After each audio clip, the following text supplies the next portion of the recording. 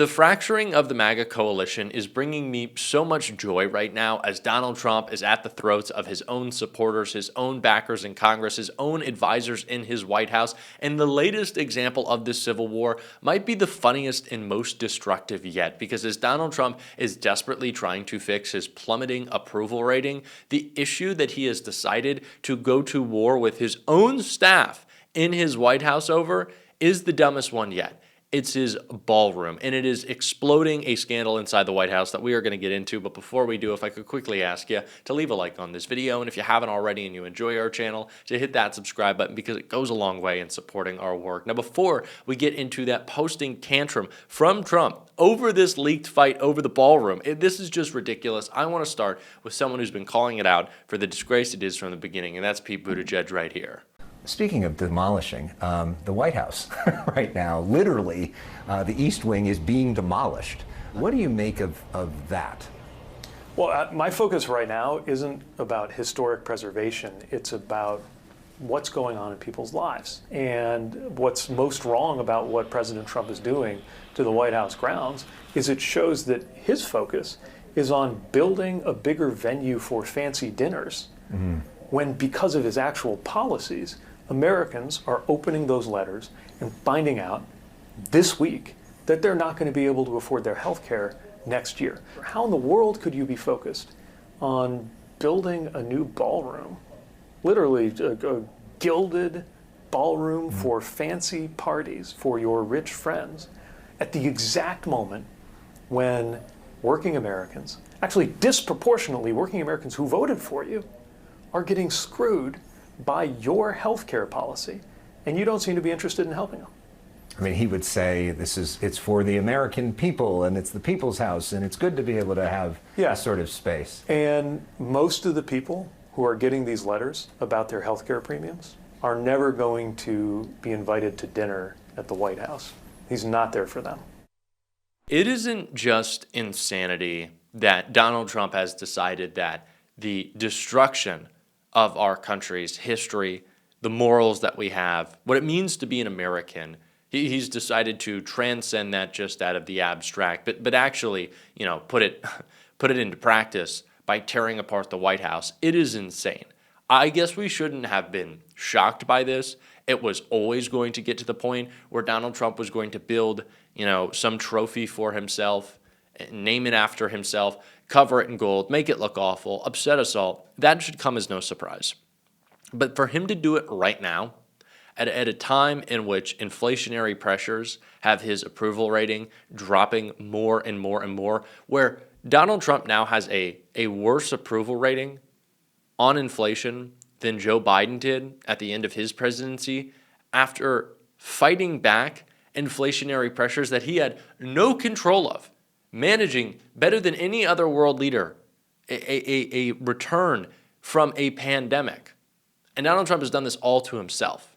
And not only has he screwed himself with this gaudy project, of course, in the public's eye, but also potentially legally, as Jamie Dimon, the CEO of JP Morgan Chase, said, when he really subtly hinted at the fact that this might just all be illegal. So you're renovating and building this new office space in Detroit, much smaller scale than what's happening in Washington, right, where the East Wing has been demolished for what's going to be a very, very large ballroom that the president is building. Now, a lot of CEOs have rushed to donate to this, right, and it matters to him, right? So he looks at the list. On that list, you got Amazon, Coinbase, Google, you got a whole lot of others, Comcast, tons of companies on there.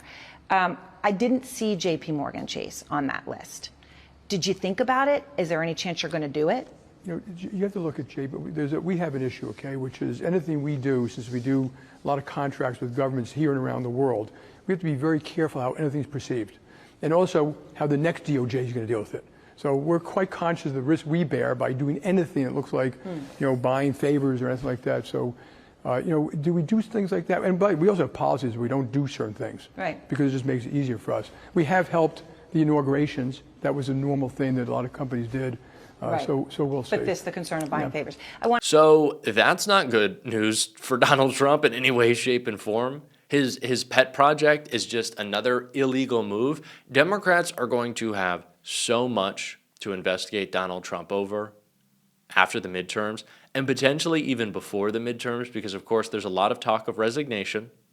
There's a lot of talk of Republicans might want to get out early. We have a special election tomorrow in Tennessee's 7th Congressional District. Afton Bain might win a Trump plus 22 seat. And it's because of shit like this. It's because Donald Trump is focused on a ballroom. It is because Donald Trump is focused on giving himself a trophy. Well, affordability is the biggest crisis in America right now. And his mind is on the ballroom. And he's furious.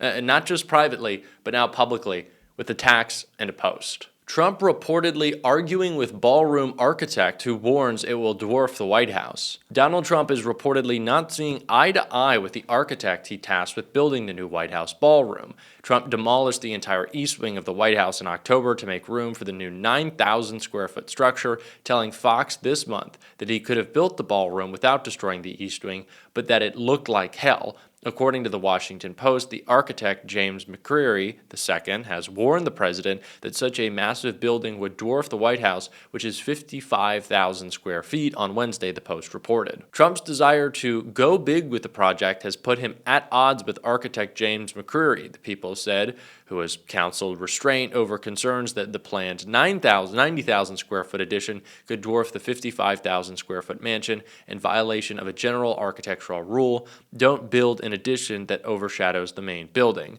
A White House official acknowledged that the two have disagreed, but would not say why or elaborate on the tensions. The paper noted that the administration officials have said that the president's dedication to the ballroom has at times veered into micromanagement. And last night, with all of this reporting, Trump wrote, "The presidential ballroom, which I am building at the White House with all private donations and funding, zero cost to the American taxpayer, will be at its completion the most beautiful and spectacular ballroom anywhere in the world. It is something that has been needed and desired at the White House for over 150 years, but something which no other president was equipped to do. But I am, and as long as we are going to do it, we are going to do it right. It will be a magnificent addition to the White House, the most important since the building of the West Wing."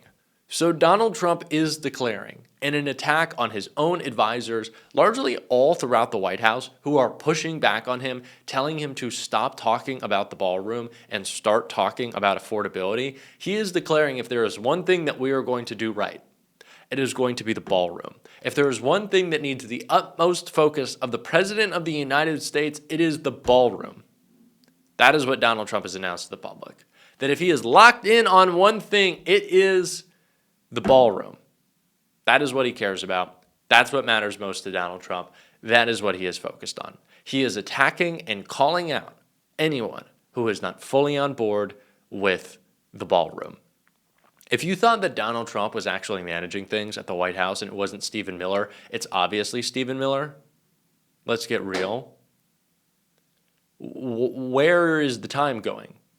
If Donald Trump is actually running things at the White House, how does he have time to, in the words of White House officials, micromanage the ballroom? He's not in charge. He has his little pet project. He likes to put gold in the Oval Office. He likes to tweet, eat hamburgers, watch Fox News. His events are starting 2 hours later than usual. His workday, if you can even call it that, is about 4.5 hours now. And in those 4.5 hours, Donald Trump is spending most of his time micromanaging a ballroom that he is furious with the architect at, and he is subtweeting him on Truth Social. Like that goes to show you everything. And that Jamie Dimon response, I think, is really important. I think it's really important that we talk about the illegality of this, which is pretty obvious. I think it's also important that we talk about the fact that these CEOs have gotten off so easy during this Trump administration.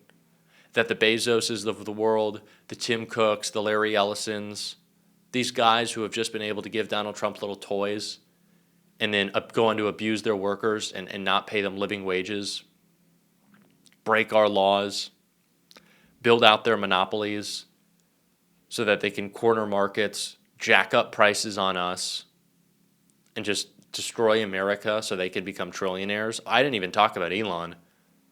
These guys need to pay. The corruption is obvious. They're all involved. And by pay, I mean pay their fucking workers a fair share. Stop price gouging us. If Donald Trump can get CEOs to humiliate themselves by giving them gifts and showing up to dumb dinners and donating to the ballroom, then the next Democratic president can get CEOs to humiliate themselves by cutting down their salaries, paying living wages, and stop price gouging us.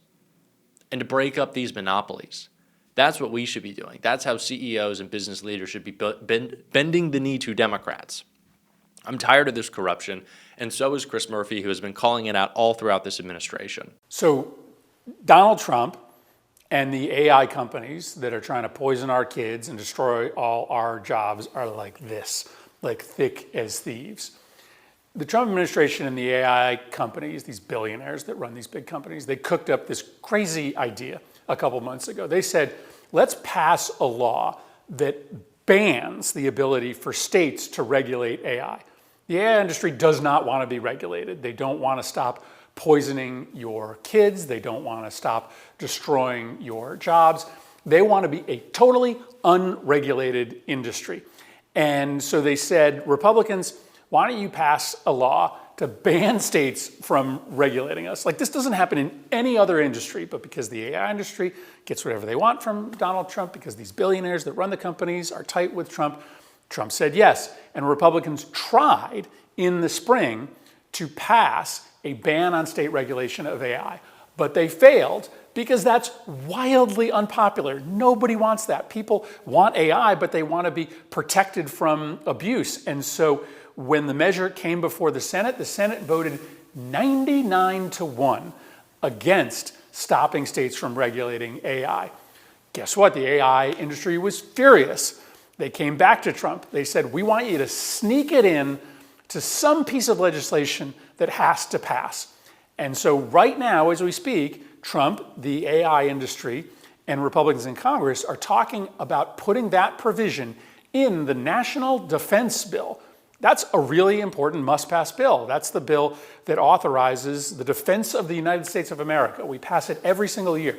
And now they're talking about including a provision written by the AI industry that would prevent you from going to your state legislature to lobby, for instance, for a law that says AI chatbots can't cheerlead your kids into suicide, which, by the way, is happening all over the internet right now. States would be banned from regulating AI, which would make these AI billionaires like triple, quadruple billionaires, and it would hurt tons of workers and tons of kids all across this country. The rich and the powerful control the Trump White House. In particular, the AI industry controls this White House, and you just need to know what is happening right now. The corruption has been so rampant and is so important to talk about. That is why I'm glad Senator Murphy has been all the time. That is why we will continue to. And if you want to support that, as always, you can hit that subscribe button, leave a like on this video. If you stuck around at the end, drop a blue heart in the comments. Keep on fighting, y'all. Don't let them silence you. And until next time, I'll see you soon.